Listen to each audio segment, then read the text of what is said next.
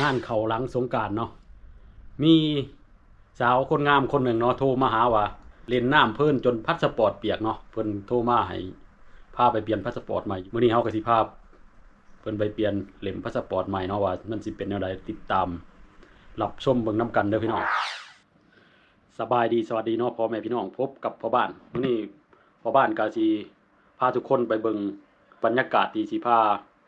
ผู้สาวคนหนึ่งเนาะที่ไปเปลี่ยนเล่มใหม่อยู่ที่สถานทูตลาวเนาะพี่น้องมื้อนี้ก็ว่าวิธีการเฮ็ดพาสปอร์ตด้วยตนเองแม่นมีเอกสารยังไงเนาะอยากให้ทุกคนติดตามเบิ่งนํกันเด้อพี่น้องแล้วก็คลิปนี้ก็สิมาอัปเดตเบิ่งเนาะว่าปี2025นี่มันสิใช้เอกสารคือเก่าบ่ยังใช้เอกสารแบบใดเนาะเดี๋ยวคลิปนี้ก็ติดตามเบิ่งนํกันเด้อพี่น้องไปตอนนี้เฮากำลังสิออกจากบ้านแล้วก็สิไปรับผู้สาวเพิ่น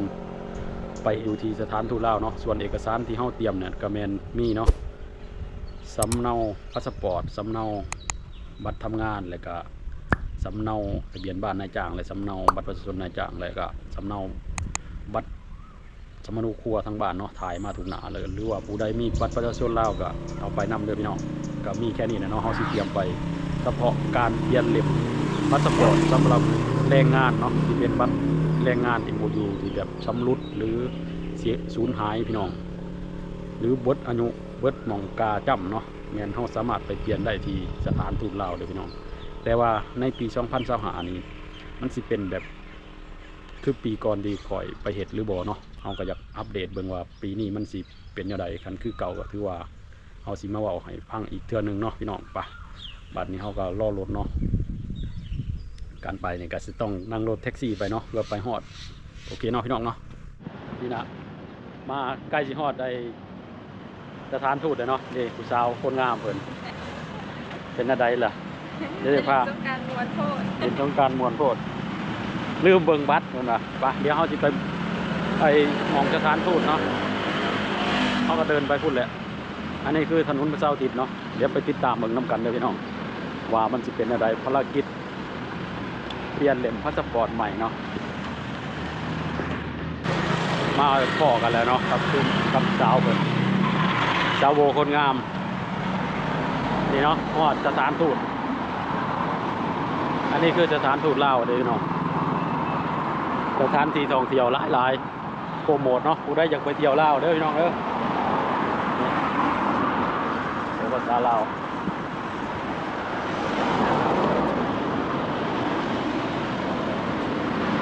เดี๋ยวเขาสิเข้าไปเบิ่งข้างในเนาะบัดนี้ข้างในคือสิบ่ได้ถ่ายได้บัดนี้เพราะว่าที่สังวรสิทธิ์เนาะพี่น้องเดี๋ยวมื้อนี้ภารกิจมื้อนี้มันสิเป็นอะไรมันสิเป็นคือปีก่อนบ่เอกสารต้องเตรียมมันเป็นอะไรเนาะไปพี่น้องเข้าไปเบิ่งนํกันเนาะนี่เขาก็ต้องมาเข้าทางนี้เนาะนี่คือทางเข้ายังนี่เนาะโอเคเนาะก็ตอนนี้ก็ประกอบเอกสารเรียบร้อยเนาะรอแต่รูปถ่ายพี่น้องถ้าใครบ่อยากทราบอ่ะถ่ายรูปมาเตรียมพร้อมให้พร้อมเนาะนี่คือสถานทูตลาวเนาะของเฮามาเปลี่ยนเล่มเปลี่ยนพาสปอร์ตปีที่แล้วปีนี้2025เนาะกับมาพาผู้สาวเพิ่นมาเปลี่ยนพาสปอร์ตใหม่เนาะเนื่องจากแบบมันเปื้อนโอเคเนาะพี่น้องเดี๋ยวไปหาของกินเซเว่นก่อนโอ้ยมาสายโพดติดเที่ยงเนาะ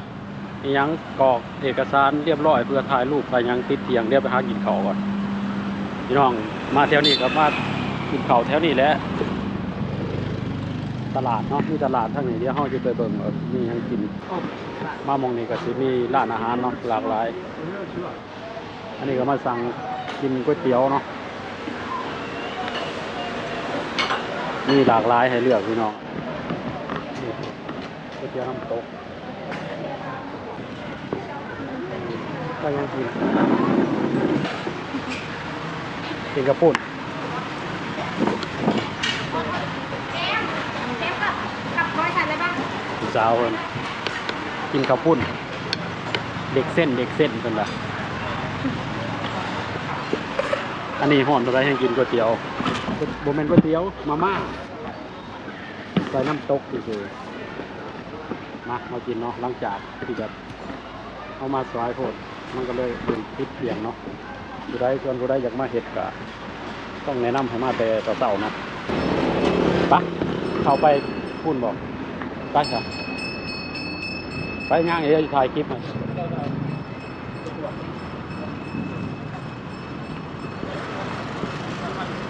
เอกสารก็เฮาก็เตรียมพร้อมแล้วบัดเหลือรอแต่เขาเจ้าเอิ้นเนาะเอกสารของเฮาก็เตรียมมาให้ครบไปแล้วพี่น้องคือเว้าไปก่อนไอ้ในหัวคลิปแล้วเนาะก็มีแค่นั้นแหละพี่น้องก็มาเฮาก็มาถ่ายรูปอยู่พี่เนาะถ่ายรูปก็สิเสีย100ถ่ายเอกสารอีกก็100กว่าบาทแล้วก็นั่งรอกันนี่เนาะรอคิวยื่นเอกสารเพิ่นเฮาเข้าไปสัมภาษณ์เนาะสัมภาษณ์แล้วก็จ่ายเงินจ่ายหยังก็จังสิชื่อว่าจังสิผู้ว่าเพิ่นนัดมื้อใดเนาะเฮาก็สิได้ใบบินเมื่อเด้อติดตามเบิ่งขั้นตอนสุดท้ายเดี๋ยวเฮาสิมาสรุปให้ทั้งอีกเทื่อหนึงเนาะบรรยากาศเนาะนั่งรอฮ้อนนั่งมีแบบอยู่โอเคเนาะเรียบร้อยได้เลย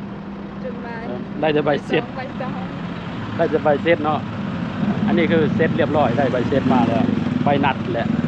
เนาะตามใบเสร็จเนาะพี่น้องส่วนบัตรสปอร์ตเล่มเก่าแม่นเฮาถือไว้คือเก่าโอเคเนาะพี่น้องขั้นตอนต่อไปแม่นรอมือนัดมารับเล่มเนาะรับเล่มแล้วเฮาก็ต้องไปย้ายวีซ่าได้พี่น้องบ่ได้แม่นว่าแล้วในมือนี้มือเดียวเนาะแล้วเฮาก็สิไปย้ายวีซ่าอีกอยู่ตม.เนาะเดี๋ยวติดตามรับชมต่อไปเนาะ